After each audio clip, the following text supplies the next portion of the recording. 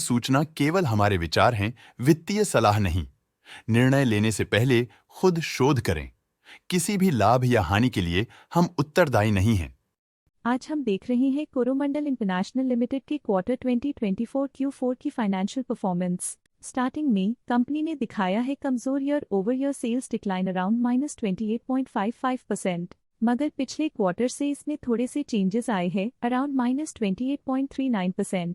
Expenses -28.72% quarter on quarter decrease हो गए हैं, जो साल भर का -28.25% के डिक्लाइन के साथ अलाइन करता है। ऑपरेटिंग प्रॉफिट, जो पिछले साल के कंपैरिजन में -32.29% डाउन है, क्वार्टर ऑन क्वार्टर डिप का सामना करता है अराउंड -23.7%, जो शॉर्ट टर्म के मार्जिन्स में कंट्रैक्शन को सिग्नल करता है। ऑपरेटिंग प्रॉफिट मार्जिन (OPM) ये कहानी रिपीट करता है, एनुअल बेसिस में -0.38% का डिक्रीज दिखाता है, मगर के बाद एक सीक्वेंस में 0.43% के इंक्रीज को दिखाता है। अदर इनकम पिछले क्वार्टर के कंपैरिजन 48.09% बढ़ गई, बावजूद इसके की ईयरली ग्रोथ 142.5% है। इंटरेस्ट एक्सपेंसेस पिछले क्वार्टर से 61.95% अप हुआ, लेकिन ईयर ओवर ईयर इंक्रीज 17.79% है। डिप्रिशिएशन कॉस्ट ने देखा -0.87% का क्वार्टर ऑन क्वार्टर ड्रॉप और ईयरली बेसिस पे 41.31% का increase. Profit before tax annually -34.12% decrease हुआ, लेकिन प्रीसीडिंग क्वार्टर से -27.49% डिक्रीज हुआ।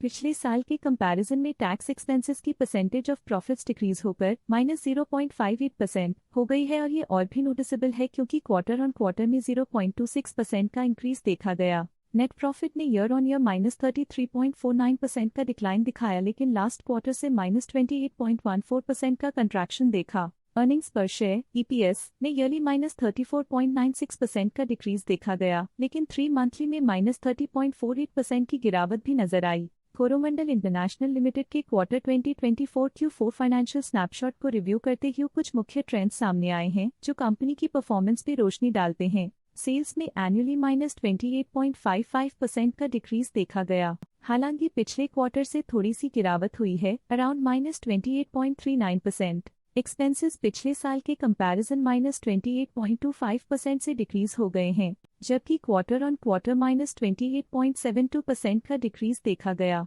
ऑपरेटिंग प्रॉफिट ईयरली -32.29% से गिर गया और पिछले क्वार्टर से -23.7% का डिक्रीज देखा गया। नेट प्रॉफिट ने ईयरली -33.49% का डिक्रीज दिखाया गया और पिछले क्वार्टर से -28.14% का डिक्रीज देखा। एनुअली अर्निंग्स पर शेयर (EPS) -34.96% डिक्रीज हुआ, फिर भी पिछले क्वार्टर के कंपैरिजन में -30.48% का डिक्रीज देखा गया। मूल रूप से कोरोमंडल इंटरनेशनल लिमिटेड को कलेक्टिव एनुअल गिरावट के इंडिकेशंस का सामना करना PDA क्वार्टर टू क्वार्टर देखी गई short term fluctuations market dynamics को ध्यान में रखते हुए स्ट्रैटेजीज में सुधार ट्रेंड की तरफ इशारा करती है।